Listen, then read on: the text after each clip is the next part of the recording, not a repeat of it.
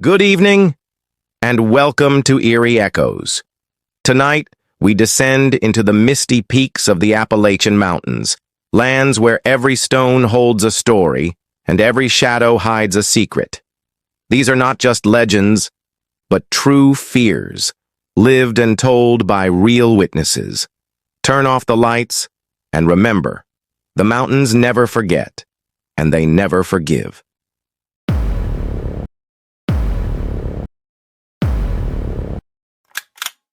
Tonight we leave the safety of dry land and step into the hush that gathers around America's loneliest lakes.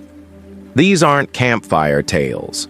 These are the kinds of stories people do not want to tell until the silence in their lakeside rooms becomes louder than their fear. Breathe slowly.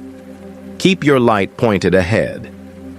When the wind falls away and the water goes flat, the lake will listen, and sometimes it will answer. The first answer came in October, when the summer people had packed their kayaks and gone. A county rescue contractor named Ethan backed his van to a dead-end ramp and rolled out a small Zodiac boat like a black rib cage on wheels. The job was simple on paper, an insurance recovery dive. A rental cabin guest had dropped a diamond wedding set off the end of a rotting dock and filed a claim big enough to get someone like Ethan called. He moved the boat along the reeds with quiet pushes of his palm. He liked lakes like this, glacial, deep, with a bed that dropped from tea-colored shallows to blue-black after 5 strokes. He would grid the area, sweep a metal detector, feel for the hard pulse of gold in the silt. Easy day, easy invoice. He suited up on the dock. The planks were soft and cupped from 100 winters. The only sound was the green slap of ripples under the boards and the slow exhale of his regulator as he checked it. In, out, in, out. He slid into the water and went down. Below 10 feet, the light turned to syrup. Below 20, it went pewter. He traced his first grid line, detector whispering in his hand. He knew the feel of lake bottoms the way some people know a keyboard. The soft give of leaves, the grit of sand, the ropey drag of old milfoil. This one was clean, a broad apron of pale marl that piloted down toward a drowned timber crib. He heard himself breathe. In, out. And then he heard himself breathe again. It took him a heartbeat to understand that the second exhale wasn't his. It was quieter, closer, riding the back of his own bubbles like a passenger. He lifted his light. The silt hung in slow comets. Nobody there. He told his chest to settle. Lakes hum, hoses ping. The mind can put a face on anything if you let it.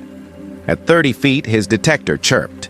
He dug with gloved fingers until they scraped corrugated metal. Not a ring box, a lunch pail, the kind with a rounded lid and a handle, the kind a man's hand learns without looking. He pried it free and felt the weight inside shift like stones after rain. His line tugged once across his shoulder. He turned. His light swept the crib, sunken timbers in a square, joined like a log cabin without a roof. He hadn't swum into it, and yet his guide line now passed through the crib's open heart, the line he'd paid out carefully above the bottom, the line that shouldn't have threads of moss clinging to it like hair. He followed the line back with 2 fingers. Something moved beyond the crib, an absence moving inside a darker absence like heat. Bubbles rose, small, as if from a child's regulator. He counted his breath. In, 2, 3, out, 2, 3. When he looked up, he could see the dock above like ribs, light slicing through. He put the lunch pail in the silt, marked the spot with a stake, and went up slow, counting off his stop. On the dock, he popped his mask. The air felt too thin. He told himself he'd been alone. He told himself 1,000 reasonable things. He left the pail where it was. That night, in the rental cabin the county kept for contractors, he dried hoses, hung his suit, made notes in his log. His phone buzzed. A missed call from an unknown number, then a voicemail with nothing but breath and water sounds, like someone holding a microphone inside a sink. When he stepped out for air at midnight, he found prints on the dock. Bare. small, turning at the edge as if whoever had made them had stepped down into the water, not out of it. Dawn burned the lake white. Ethan went back with coffee and thick gloves and told himself he was tired, that he'd finish the job, that he'd leave, that he'd forget this lake like 100 others. He dropped again and followed his line to the stake. The lunch pail lay where he'd left it, half sunk now. He levered it open with a pry bar. Inside, wrapped in oilcloth, he found a ring not the size of a wedding band, but heavy as a man's thumb, set with a chipped blue stone. A Polaroid sealed in plastic of a man on a dock, holding a boy in a red life vest, and a brass name tag, Ethan, curved from use, the letters worn thin. He had never worked this lake. He had never been here as a child. He told himself that as he put the photo back. He told himself that as he took the ring, because that, at least, matched an insurance description. He told himself that as he swam backward and the second breath rose with his. On the surface, he saw a county boat cutting the water toward him. 2 rangers he knew by sight, hands shading their eyes. "Contractor?" one called. "You alone?" "Yeah," he said. The word felt like a lie he was telling a radio. "We got a report of a diver," the ranger said. "Last seen from the far shore last week. Vehicle's still there. Buddy swears he came up, said he could hear him talking in his ear, clear as day." Ethan looked down at his regulator, at the condensation on the mouthpiece. He thought about the second exhale. He thought about something riding his breath to the surface like it had a right to. That afternoon, he drove the long switchbacks out with the recovered ring in an evidence bag and the Polaroid in his glove box because he couldn't bear to leave it in the lake. He promised nothing out loud, but the next time his dreams sent him to the bottom of a square room with no roof. He counted his breaths and kept going, because some names on brass move toward you for a reason. And if the lake teaches anything, it's that one company is never alone on the water. The next story steps in before the ripples from the first can settle. They rented the glass house because the brochure made it look like a thought you could live inside. Floor-to-ceiling panes on every side, a stair that looked like it walked on air, a dock that drew a straight line into a small finger of the lake where the water gathered like breath. 6 of them from the same firm, 6 laptops, 6 schedules color-coded down to the hour. A place to ideate, their boss said, and reconnect with the vision. On the first night, the glass felt like a trick they paid for. The last tangerine light off the lake, the pines reflected like ink brush strokes across their own faces. They toasted a new product launch with something bubbly that smelled like green apples, and the quiet pressed around them like the inside of a bell. At 2:11 a.m., Priya woke because the glass wasn't a wall anymore. It was a mirror. There was a human shape in the mirror that wasn't in the room. It stood where the deck met the pane, long, thin, not moving. She sat up and waited, heart in her throat. The shape did not fog the glass with breath. The room behind her remained empty. She woke Aaron, and they both stayed very still while the shape stayed, and then did not, gone like the air had remembered it wrong. In the morning, the house looked like a museum that had dreamt of being a house. The keypad on the front door blinked steady green. Their phones latched onto the house Wi-Fi with a network name like a smile. Lake House Guest. They laughed about night eyes and reflections. They went back to their bullet points. Splayed like someone who'd been standing in cold water too long. Splayed like someone who'd been standing in cold water too long. Priya asked the rental company for a new code. The owner texted back 5 digits and a thumbs up, then added, "Be sure you pull the slider until it clicks. It sticks. It's old." Cool. That evening, Mark turned their old phones into security cameras. He propped them on shelves facing the glass, set them to ping motion. At 1:03 a.m., motion pinged. They watched on Aaron's laptop. The deck empty, the motion box a green rectangle in the shape of a person who wasn't there. Then the green rectangle turned its head to stare into the lens, and a pair of pupils shone like animals in road light. Lightning came an hour later, and a storm that walked up the lake on bare feet. The power died. The glass went black, and the house filled with the sound of rain hitting panes like thrown rice. In the dark, someone traced a finger slowly from one corner of the glass to the other. They could hear the squeak. Then the finger wrote a word backward, slow enough for them to read as the lightning lifted. Leave. They did not leave. It's hard to explain that to people after, but there are two kinds of fear. The kind that makes you bolt, and the kind that makes you act like you can outsmart it with more information. They brought lights and knives they would never use and sat back to back in the living room and watched a horizon you can only get inside a glass house. In the morning, they found a handful of items missing and a new item set on the kitchen island like a gift. A Polaroid in a cloudy sleeve. The photo was of the same room, same island, same bowl of apples, but the chairs were wrong, older, and there were faces in the glass that weren't theirs. Someone had written a date and time in black marker across the white border. 03/17/211 a.m. Priya called the sheriff. The deputy walked the tree line and the lattice under the deck, took notes in a small pad and said, "You know how many calls we get from this stretch? Folks like glass until it looks back. You know about deer blinds?" He pointed up the ridge. Two weathered towers in the trees like church chairs. Watchers' chairs. That night, the figure made a different choice. It came right up to the glass, hands at shoulder height, palms flat. Mark lit it with a flashlight and it vanished. The flare of the beam burned it out like a film ghost that forgot it was dead. When the light dropped, the palms were still there, not outside now. Inside, two prints on the room side of the glass, clean as stamps. They left at dawn with their overnight bags and their laptops and the Polaroid in a gallon Ziploc. They drove until bars came back on their phones. They watched the motion pings accumulate on their cloud account like breaths, one after another, until 2:11 a.m. the next night when the motion stopped, as if someone had turned the house around to face the trees instead. Weeks later, after the footage had been scrubbed by IT, and the story had been told as a joke until it didn't feel like a joke, Priya woke because she'd rolled over and her bedroom window had turned into a lake. Black, huge, admitting no light. Hands came up and pressed on the inside of it from somewhere that wasn't outside or inside. If you've never tried to scream with the air gone out of your lungs, it's like trying to blow out a candle inside a jar.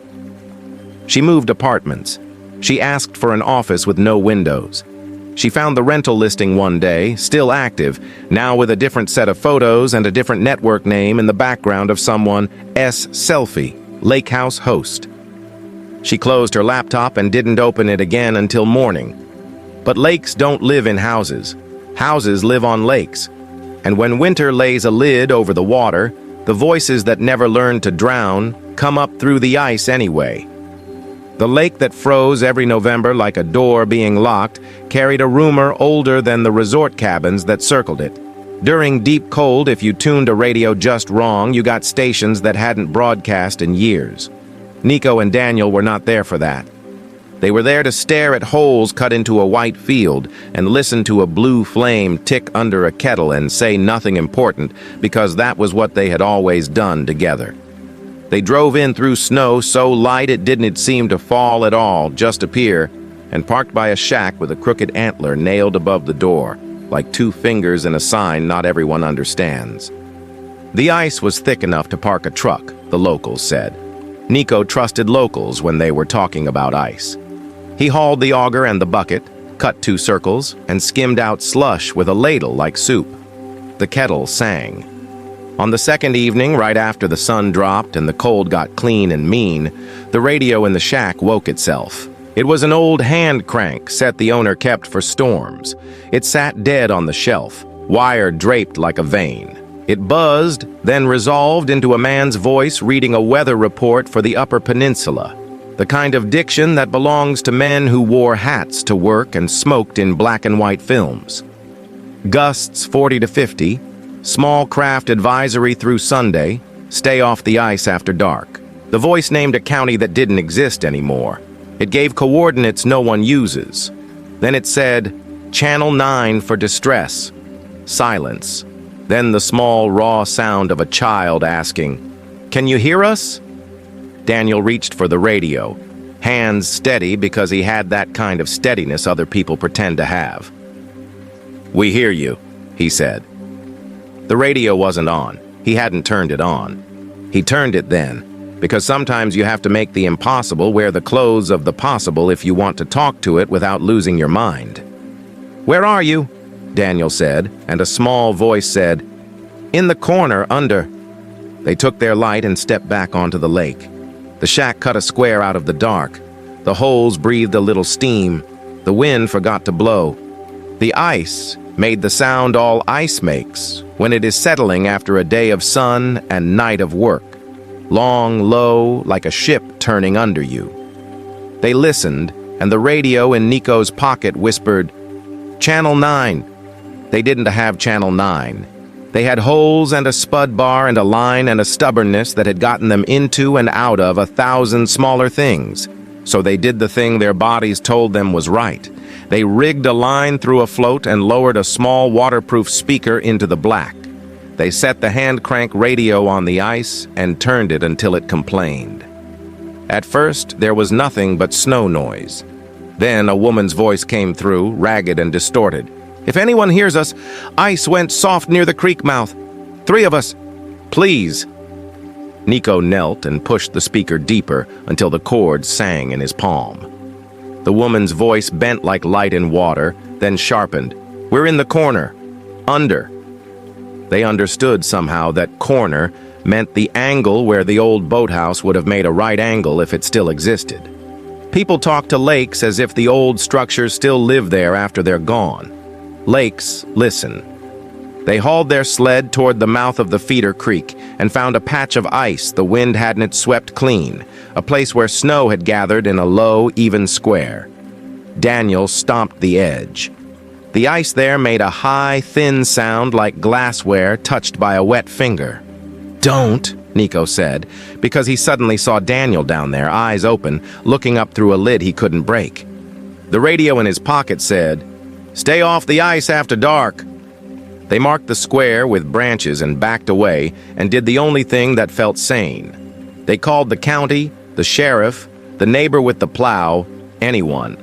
3 trucks came with sirens off, and big men climbed out with ropes and boards and the kind of focus you get when you work where weather kills. They listened to Daniel's description of the voices like it was a thing that happened. They set a ladder from safe ice out over the square. One of them lay down belly flat and slid, slow, tapping the ice ahead of him, tapping with the head of a hammer in a rhythm that made the lake answer. "At midnight," the radio said plainly, through a tone that sounded like 2 decades of static had taken its hands off the speaker for a second. "We were supposed to come home Sunday. We didn't. If you're hearing us, tell Ruth we tried." The county men did not find bodies because the lake wasn't giving those up. It never had. Not in 1979 when a family went through near the creek mouth in a late storm. Not in the years after, when winter pretended to be honest and spring peeled it back like a bandage and reminded everyone it lies. They found a red life vest under an inch of ice near the corner, air trapped in its foam like breath in a bottle. They put it on the hood of the truck and everybody stood still. Nico and Daniel went back to the shack and didn't turn the radio off. At dawn, the hand crank set went quiet on its own.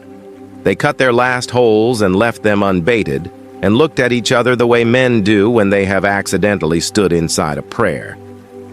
On the drive out, the plow guy lifted a hand in a slow wave, like a benediction or a surrender. The road curved away. The lake shouldered its way into another day. Not every signal rides a wire. Some ride the cheap path lights fools stake along a dock, blinking like fireflies with a secret. The house with the homemade dock lights had been a family place so long that the new renters felt like they'd been invited to a reunion. Solar caps on the posts, wreaths on the boathouse, a row of birdhouses like a choir on the fence. The kind of place where people leave notes on the fridge about where to find the spice rub and the good flashlight. The lights along the dock behaved themselves by day, filling up like little apples. At night, they woke and lined the planks in a procession of pale coins. On the first evening, as the renters sat with their feet over the edge, and the last slices of sun went orange behind the black pines, the last light at the end blinked twice, paused, blinked twice again, and then stayed on while the others dimmed. Someone said it was nothing. Someone said it was a loose connection. Someone said, "Morse code," and laughed because nobody there knew Morse code anymore. In the morning, they forgot about it. In the afternoon, they swam off the end and let the lake tell them everything was fine. At night, the last light blinked twice again, and again. And when the laughter ran out, one of them pulled out a phone and searched a chart. A double blink, steady, double blink, "You." "What's you supposed to tell us?" someone said. And then the light waited, and then blinked 5 times. 5. "You 5, Mark said, because he was always the first to start pretending the world still had simple puzzles hidden in it. "You 5 what?" The second light joined in, slow and patient, as if relieved someone was finally looking. 2 long, 2 short, 1 long, he fumbled the chart. R. The third, G. The fourth, E. Urge. The fifth paused, then blinked. N. Urgin. The sixth, T. Urgent, Priya read, and even the crickets seemed to hang on the word. She spoke toward the lake because the impulse to talk to water is older than language itself. Urgent what? The end light went fast then, as if the little panel had swallowed a mouthful of sun. 2 blinks, long pause. 2 blinks, long pause. Priya's fingers trembled over the chart. D, O, W, N.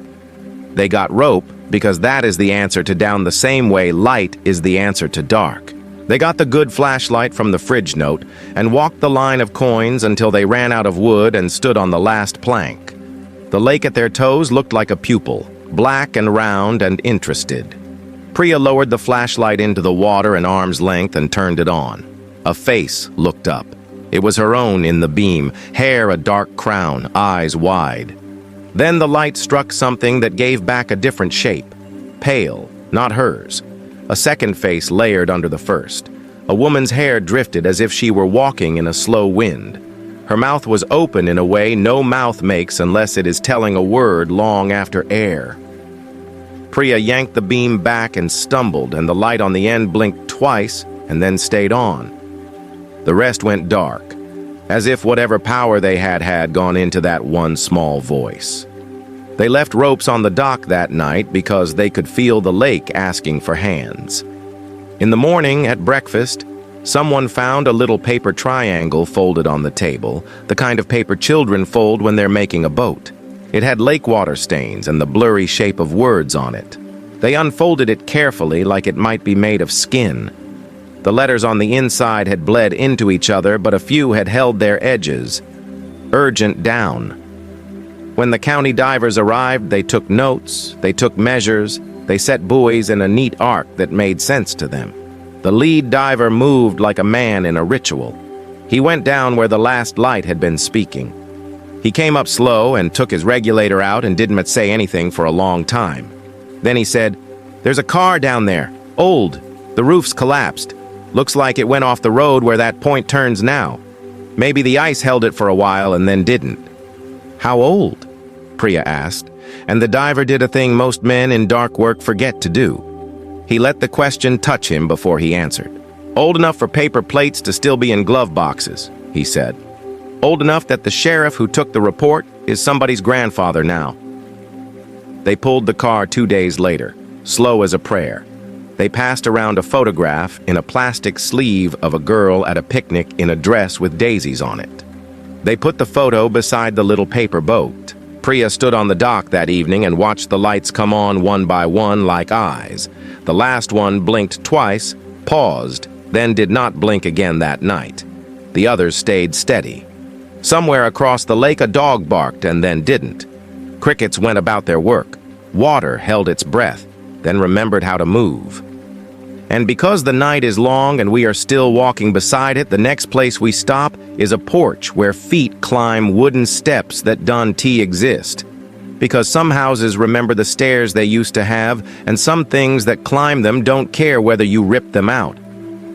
The house on the West Bank had lost its lakeside steps 5 owners ago, after spring thaw shoved ice plates against the pilings and took the lower run into the water. They never rebuilt them. There was a drop there now from the deck edge to thin air, then to the rocky shelf. Kids like to dangle their legs over it. Parents like to warn them not to. In August, after the dragonflies started to look bored in the heat, Mandy rented the place for a week because her father wanted one last family trip in a house that smelled like cedar and fishing line. She arrived with 2 kids and a cooler big enough to hold a childhood. They unpacked, they argued about rooms, they ran down to the water because you always do. That first night she woke to the sound of a foot on a stair. Not a creak anywhere, a stair. Then another, and another, climbing toward the deck from a bottom step that didn't exist anymore. She lay still and breathed through her nose and counted steps. 12. At 12, something stopped just below the planks outside the sliding door. The screen moved a fraction like someone had leaned on it with an arm. The kids slept in a tangle. Her father snored and then coughed and then snored again. Mandy got out of bed. The porch light cut a trapezoid on the boards. The slider was locked. She put her hand near the glass and felt cold coming off it, as if the night had teeth and its breath lived there. When she finally slept, she dreamed of stairs underwater, green with soft growth, a set of bare footprints climbing them and never arriving at the top. Morning turned the dream into a story she could tell with a laugh. She told it. Her father didn't laugh. He looked at the empty span from deck to rock and said, "I remember when there were stairs there. I remember losing them. I do not remember the house forgetting them." The second night, the steps were quicker, like a child's feet. They stopped at 11 this time, as if whoever climbed them had grown a little smaller. Mandy held very still. The screen whispered. The small sound window screens make when a breeze leans on them, the sound they make when fingers drag across them gently. She pictured the spiral of skin on a fingertip, the touch that leaves no mark unless it is wet. On the third afternoon, they swam off the rocks. She stood in the shallows and felt something bump her shin that wasn't a fish. She reached down and her hand closed on the rounded edge of a stair tread, water slick and smooth. She sank her face with goggles and looked. The old stringer lay there, a rib, the step still bolted to it, at a slant like a flight paused mid-step, and there were marks in the soft algae on the steps like bare heels had climbed and slipped and climbed again. She came up and wiped water from her eyes and said nothing to the kids. That evening, her father went to bed early because the heat made him heavy. Mandy sat up with a book she didn't read and the porch light on. 11 steps. 10. 9. She stood and slid the door back a finger width, locked still in place. "Can I help you?" she asked. And it came out like prayer because there are questions that wear that shape whether you mean them to or not. Nothing moved. The air smelled for a second like lake breath and hair. Then 2 sounds, slow. A foot going down one stair, then the next, until the night remembered there was no staircase and the rest of the climb dropped into quiet. Mandy closed the slider and put her forehead against the glass and let herself cry the way you do when you realize help is not the question. Witness is. In the morning, her father stood at the railing with coffee and said, without turning, "You know there's a boy on this lake? Long time ago. Slipped between his dad and the house when they were carrying a cooler up those stairs.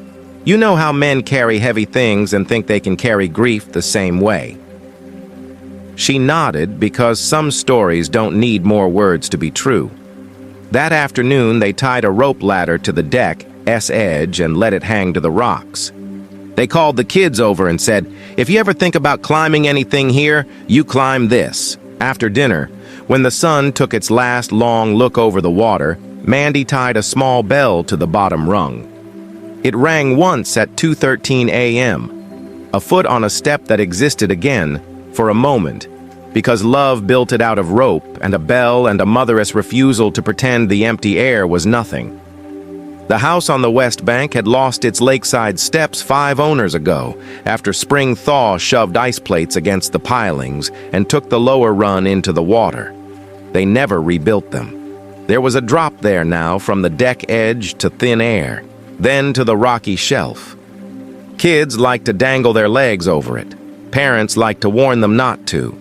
In August, after the dragonflies started to look bored in the heat, Mandy rented the place for a week because her father wanted one last family trip in a house that smelled like cedar and fishing line. She arrived with 2 kids and a cooler big enough to hold a childhood. They unpacked, they argued about rooms, they ran down to the water because you always do. That first night she woke to the sound of a foot on a stair. Not a creak anywhere, a stair.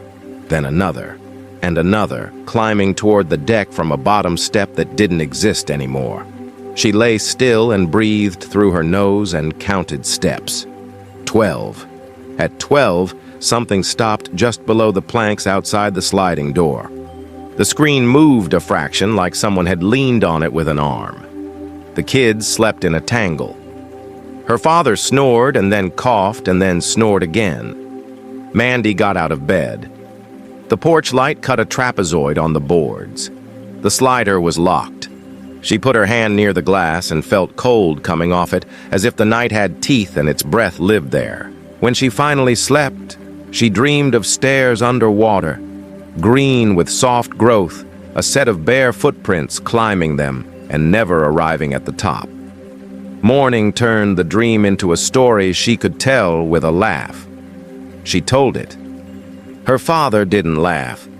He looked at the empty span from deck to rock and said, "I remember when there were stairs there. I remember losing them. I do not remember the house forgetting them."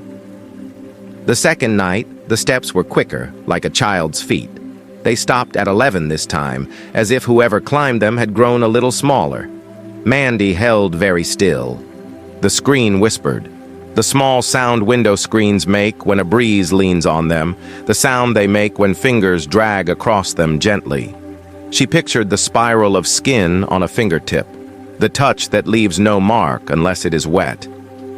On the third afternoon, they swam off the rocks. She stood in the shallows and felt something bump her shin that wasn't a fish. She reached down and her hand closed on the rounded edge of a stair tread, water slick and smooth. She sank her face with goggles and looked. The old stringer lay there, a rib, the step still bolted to it, at a slant like a flight paused mid-step, and there were marks in the soft algae on the steps like bare heels had climbed and slipped and climbed again. She came up and wiped water from her eyes and said nothing to the kids. That evening, her father went to bed early because the heat made him heavy. Mandy sat up with a book she didn't read and the porch light on. 11 steps. 10. 9. She stood and slid the door back a finger width, locked still in place. "Can I help you?" she asked. And it came out like prayer because there are questions that wear that shape whether you mean them to or not. Nothing moved. The air smelled for a second like lake breath and hair. Then 2 sounds, slow. A foot going down one stair, then the next, until the night remembered there was no staircase and the rest of the climb dropped into quiet. Mandy closed the slider and put her forehead against the glass and let herself cry the way you do when you realize help is not the question. Witness is. In the morning, her father stood at the railing with coffee and said, without turning, "You know there's a boy on this lake? Long time ago. Slipped between his dad and the house when they were carrying a cooler up those stairs. You know how men carry heavy things and think they can carry grief the same way." She nodded because some stories don't need more words to be true. That afternoon, they tied a rope ladder to the deck, edge, and let it hang to the rocks. They called the kids over and said, "If you ever think about climbing anything here, you climb this." After dinner, when the sun took its last long look over the water, Mandy tied a small bell to the bottom rung. It rang once at 2:13 a.m. a foot on a step that existed again for a moment, because love built it out of rope and a bell and a Mother S refusal to pretend the empty air was nothing. And still, the night has room for more. But as the rest of our stories rise from the water, remember, if this is your first time with us, subscribe to Untold Fears. New true horror every night. Hit the notification bell so you never miss when the darkness calls. I was counting turtle nests when I saw her the first time. Dawn made a thin silver path across the bay, mosquitoes drew small thread bows over my wrists, and there she was. A girl in a yellow raincoat, too large for her, hemmed dark with lake water. She didn't wave. She didn't need to. She looked at me with an expression I knew from field work, the urgent patience of a creature that understands time and can afford it. "You shouldn't be out alone," I said, voice soft like you use on spooked animals. She pointed toward the reed bed, where the cattails were torn in a wide crescent as if something had been dragged through. "My boat," she said. Her lips barely moved. The word was more exhale than sound. "I have a rule in the field. You don't follow children into water. You call, you wait, you triangulate with adults." But the nearest cabin was 2 miles over the ridge, and the lake that June had a way of turning every path into the only one. "Show me," I said, stepping onto the old plank walk that tunneled through the reeds. We moved together the way people and wild things sometimes do, by rhythm rather than instruction. She never looked back, but she slowed when I slipped, and when the marsh peepers quieted, we paused to listen to what had silenced them. After 50 yards, the walkway was gone, swallowed by soft mud. She kept pointing, small fingers steady. I stopped. "Not safe," I told her. "Let's go around." She didn't argue, but her chin trembled like a held note. "Hey!" A voice behind, human, hurried, adult. Mateo, the new seasonal tech, crashed down the hill with a coil of flagging tape and a fanny pack full of snacks. "I heard you on the radio," he panted. "Thought you shouldn't be out here alone." "I'm not," I started, and turned back to the water. The girl was gone, not receded into reeds, gone, as if the lake had inhaled. We circled the bay and found, wedged in a grind of driftwood, a toy boat, the cheap kind you pull with a string, sun-faded to the color of old egg yolk. I lifted it and felt that faint, unprovable current that sometimes runs through found things, an echo of hands that had warmed them. On the underside, written in permanent marker, S. Hollis. At the tiny library, we learned the name belonged to a child who disappeared 40 years earlier. She'd wandered from a church picnic during a cold snap, slipped on new ice right where the reed bed begins. A town diver had brought up her coat a week later but never found her body. Her mother refused to move away. The obituary, written without a body to bury, read like a weather report that had decided to describe a person. I brought the boat back to the lake and placed it on the reedy edge. "I can't follow there," I told the water, "but I can send this." The boat shuddered in a breeze and nudged forward, then stopped, then slid again, as if something under the surface had pressed a knuckle to its stern. For 3 mornings, the girl returned at the same hour, in the same yellow, pointing to the same place.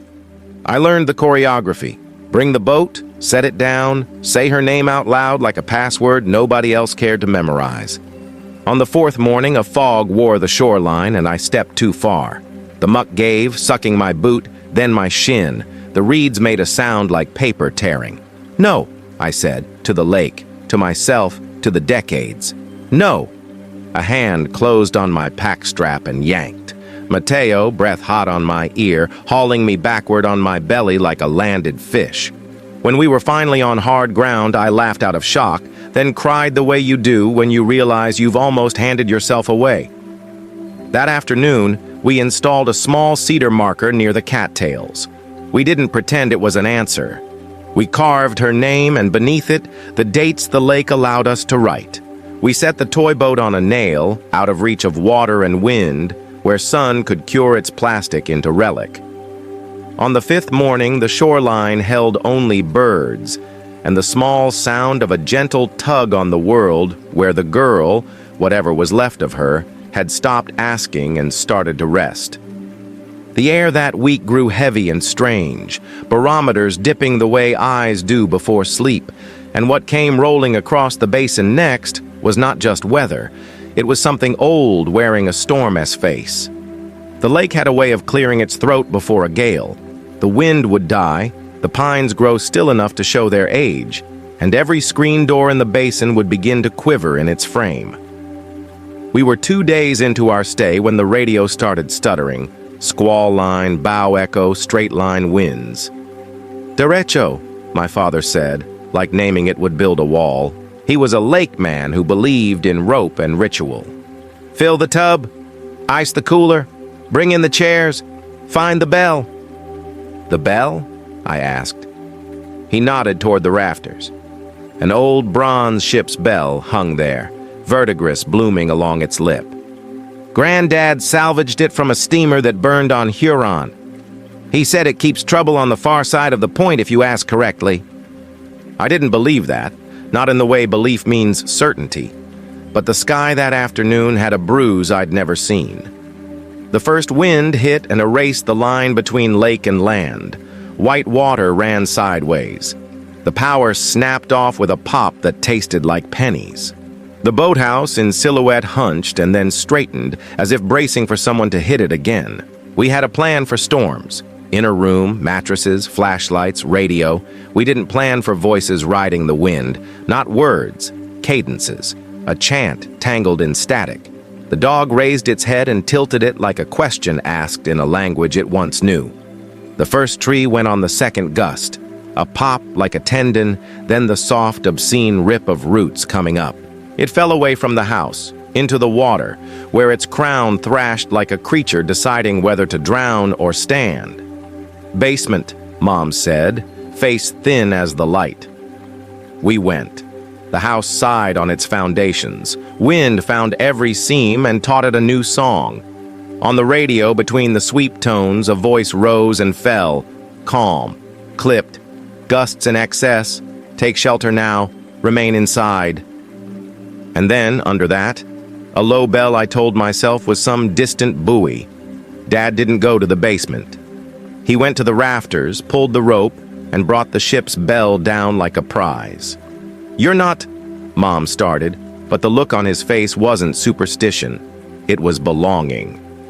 He set the bell in the doorway where the house inhaled and exhaled and wrapped the rope around his wrist so when the wind tried to take it, it would have to take him first. "Ask correctly," he said, almost to himself. Then he rang it. The sound wasn't loud. It was right. It cut through the hallway and out into the white roar as if it had been tuned to the frequency of our particular fear. He rang it again. Between the second and third strike, the pressure changed.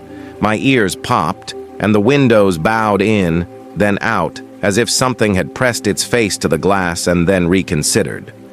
The radio's no AA voice hiccuped. "Cell dividing. Northern segment intensifying. Southern segment veering east." The wind shifted again. A branch harrowed the shingles and skittered away. Dad rang the bell once more. The third note hung a beat too long in the air and then seemed to be answered. From the point, from the wreck line, from the long scar in the lake where the steamer had burned a century earlier. A second bell, distant, damped by water, replied.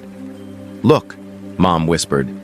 The wall of rain that had made the world a single surface now parted the way a curtain does when someone breathes behind it. A corridor of calmer air slid along our stretch of shore. On either side, the storm kept galloping, hoofbeats drumming the pines. Overhead, the clouds ran like animals and left a skinny hole where the color of afternoon pretended not to recognize us. We stayed in the doorway, all three of us, the dog pressed between our knees, the bell on its rope, until the back edge of the derecho shouldered past and the lake remembered how to move like itself. When sound returned to normal, drips, distant sirens, the tick of the stove cooling, Dad set the bell down on a folded towel and sat on the floor as if he'd run a race he hadn't trained for. The yard was a different country. The fallen tree lay on the dock like a tired drunk. The boathouse window had a new spider web. Across the bay, the neighbor's flag hung straight down, as if it had just heard bad news. On the point, where the wreck line runs, the water was darker, burled like hair. In the morning, while we hauled branches and made coffee on the grill, Dad said, "Not to me. Not to anyone, really. You asked correctly by promising to listen next time." We oiled the bell and hung it back in the rafters. That night, when sleep found us, it came ring by ring, widening out, carrying us. The storm left more than debris. It left a hunger in the dark, and some people answer that hunger with light. Floodlights, halogens, motion sensors, but light draws its own company. We rented the place because the listing promised safety.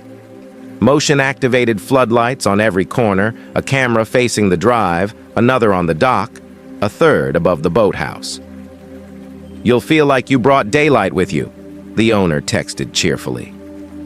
We arrived at dusk, and the first deer to test the gravel sent the lights blooming across the yard like stadium lamps. Every moth in the county came. I don't mind bugs. I mind what they introduce. The first night, we sat on the porch and watched the lights stutter on and off in a rhythm that didn't belong to us. Something learned us quickly. It waited until our conversation softened and then would clip the sensor with the lightest touch of motion. Click, white noon. Click, Black Lake. After an hour, it felt like we were blinking for the property, and the property was growing tired. At 1:13 a.m., the dock light went on and stayed on. I checked the monitor, a smear of brightness, pixels overloaded. The camera tried to correct. The software dragged shadows into shapes. One of those shapes moved. It wasn't a person and it wasn't an animal. It was the idea of a person, the gap where a person would fit, walking up the dock with the slow confidence of someone who knew a better door. "Raccoon," I said too quickly. "It's the bloom." My partner, Mo, didn't answer. In the screen's thumbnail view, the boathouse light ignited. Another shadow, another absence, stood just at the edge of it, as if the light were a threshold it couldn't cross or a resource it needed to feed. "Turn them off," Mo whispered. "Turn all of them off." "That's when people die in movies," I said, and the joke opened a door I didn't want to walk through. The back floodlight clicked, and the yard behind our cabin poured with brightness. The shadow, if that's what it was, shifted with the beam, gaining dimension, as if the light needed something to sculpt itself around. It stepped toward the house and stopped when the sensor timed out and the yard turned into a photograph. I killed the entire system. The world went honest. Moon, stars, the soft square of our one lamp, the paler square of the neighbors. We sat together, breathing like people who have been underwater too long. For a moment, nothing moved. Then a new light bloomed. Not ours. The neighbor's floodlight popped and sang. Their sensor had seen something ours had let go. In that pale, borrowed glow, through the slats of our porch, something crossed the yard on 2 legs, then on 4, then on none at all. It flowed around the corner like a shadow cast by a fire we weren't invited to. I am not brave in a way that earns statues. I am stubborn in the way doors can be.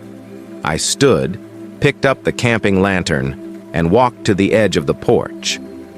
"We're leaving in the morning," I told the yard. "You can have your dark back." I clicked the lantern on and held it at chest height, and whatever had been testing us paused, like a feral animal considering new math. It came closer, but it came thinner. The more light it took into itself, the less there was to see. At 10 feet, it was a wobble. At 6, a headache the shape of a person. At arm's length, it was an ache, like missing someone who hadn't died yet. "Close the door," Mo said. I did. We sat with the lantern between us until dawn. When the sun finally shouldered the trees aside, the house sighed as if unclenching. On the cameras, the night compressed itself into a watchable thing. The algorithm tried to make sense of the noise and failed. That failure had a shape. It traced itself along the dock. It considered the boathouse door. It stood in the place where our porch meets the yard and seemed to lean in to listen. We left after breakfast, returned the keys, and wrote a careful review that said nothing and everything. The security lighting is very sensitive. Consider bringing a lantern. At home, in the kind of darkness buildings make together, I took a walk without my phone and realized how many people had given the night away to devices that promise safety while inviting company they do not understand. I don't know what fed on our floodlights. I know it was hungry, and I know it liked to be outlined. And then there are the presences that don't pace the yard or pull at doors. They take a chair, lay a place, and wait to be remembered, because being included is the oldest kind of haunting.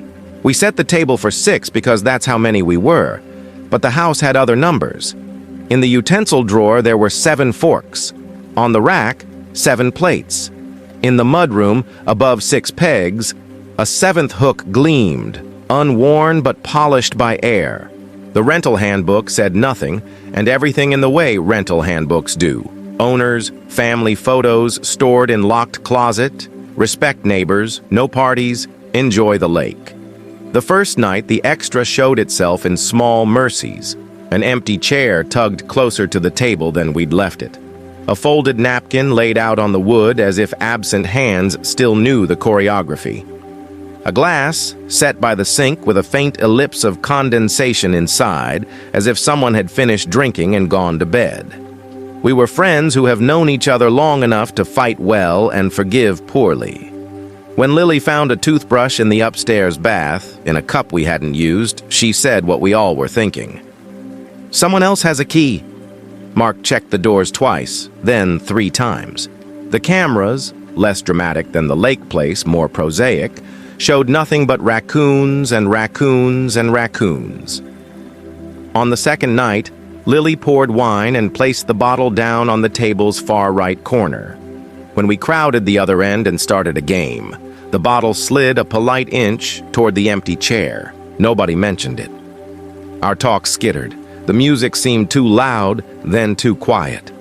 I found myself glancing at the doorway the way you do in a hospital, waiting for a nurse to enter and announce a fact that changes the room. By the 3rd morning, we were all sleeping badly. Forks had migrated.